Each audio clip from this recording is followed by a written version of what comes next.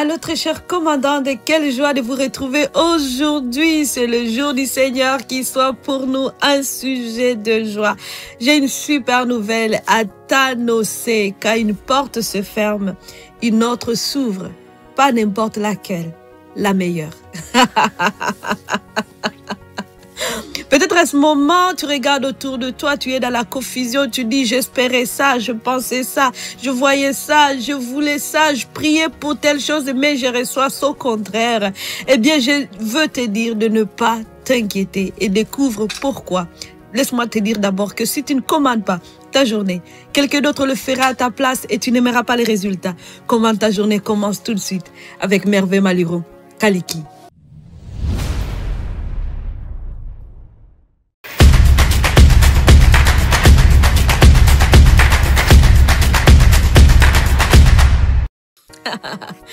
En tout cas, je suis très contente de t'apporter cette nouvelle parce que ça fait partie de moi. C'est une histoire de ma vie, une histoire de transformation où je vis le Seigneur Jésus agir dans ma vie puissamment.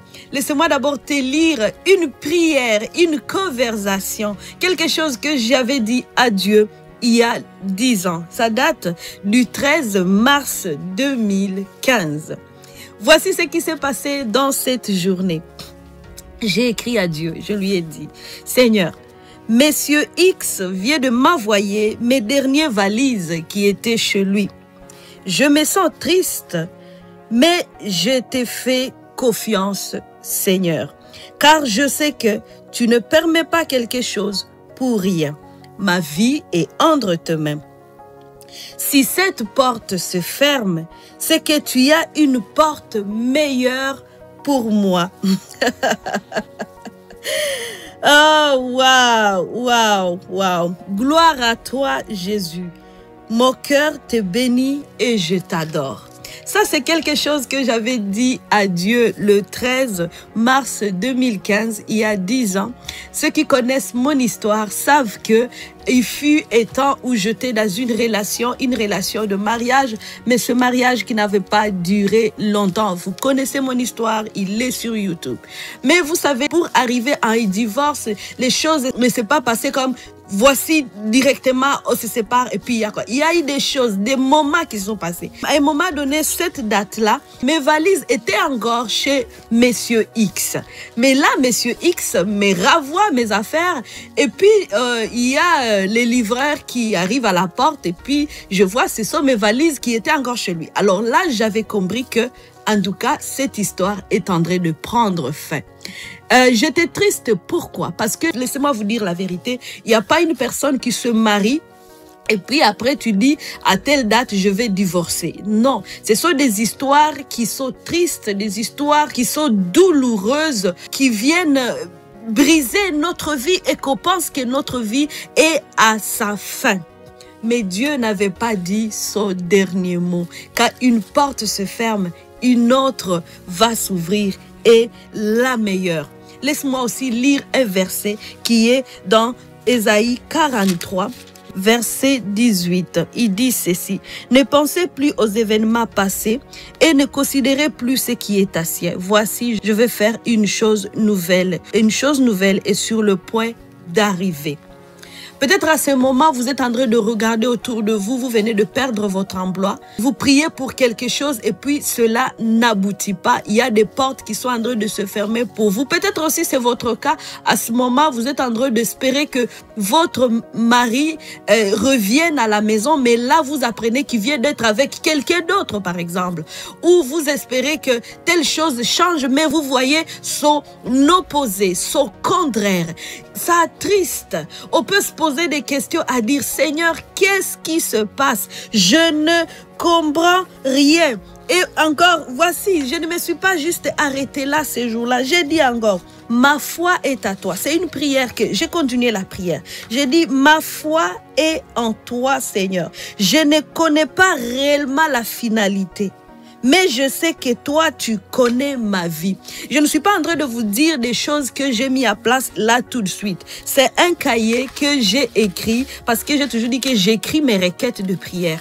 Alors, ceci était dans ce cahier et je l'ai trouvé comme ça. Par hasard, je fouillais pour aller voir ce que le Seigneur a déjà fait. Et là, j'étais en train de dire au Seigneur, j'ai dit, je ne connais pas la finalité. Laissez-moi vous dire, ce jour-là, je ne ressemblais pas à ça. Là, je sais que c'est l'élégance, c'est quoi. Mais ma vie ne ressemblait pas à ça. Je ne savais même pas à quoi ma vie va ressembler dans 2 mois, dans 3 mois, dans 4 mois. Et là, je suis en train de vous parler à ce moment. Ça fait 10 ans de ça, depuis que j'avais écrit cette prière.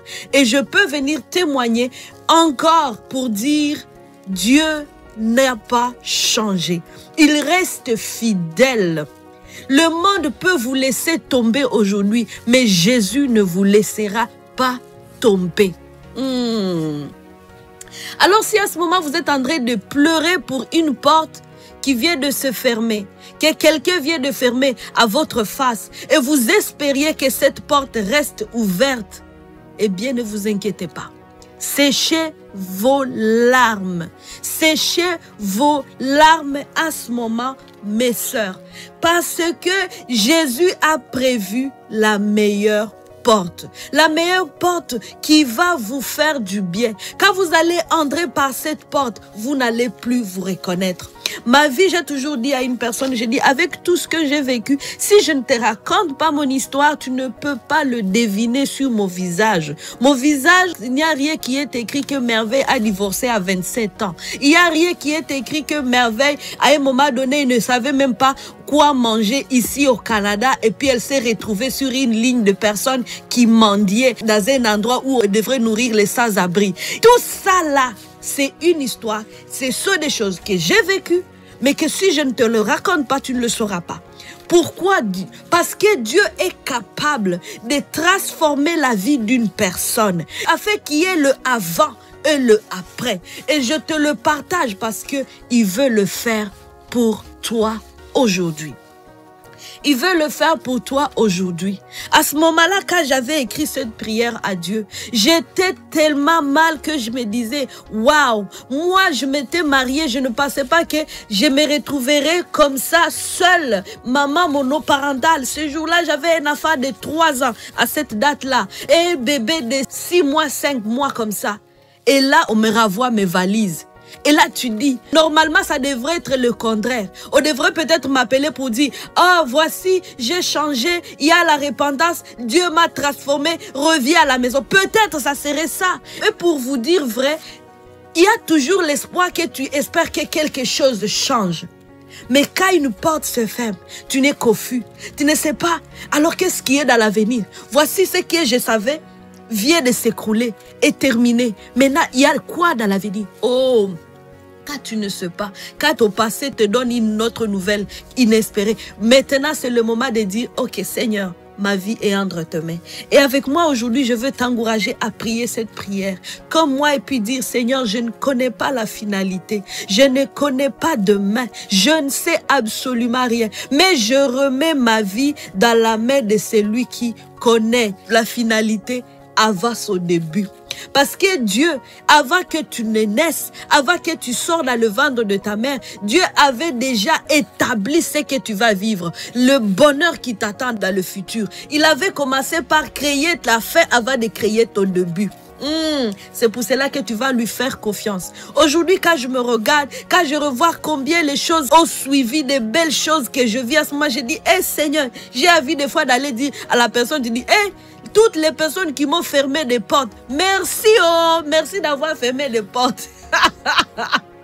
Parce que si vous n'avez pas fermé ces portes-là, ma vie serait ennuyeuse. Je n'aurais pas connu cette joie que j'ai en ce moment.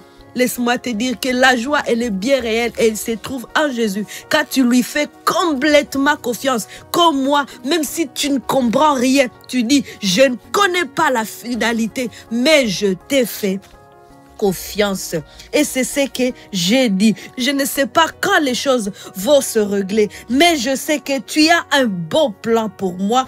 est le meilleur pour ma vie. Tu prends bien soin de moi. Merci Jésus, je t'aime. Voilà comment j'ai terminé ma lettre. Tu peux la terminer aussi comme ça. Cette lettre, peut-être tu peux écrire une lettre à Dieu. Moi, j'ai l'habitude de le faire. Je lui dis mes émotions, ce que je ressens. Comme je l'ai dit, mes valises, au lieu de les poser là, je me sens triste, mais je te fais confiance. Que le Seigneur te bénisse. Rappelle-toi que revivre, c'est possible et tu peux te procurer de tous mes livres, mes ouvrages sur Amazon pour que tu puisses commencer ta vie de restauration.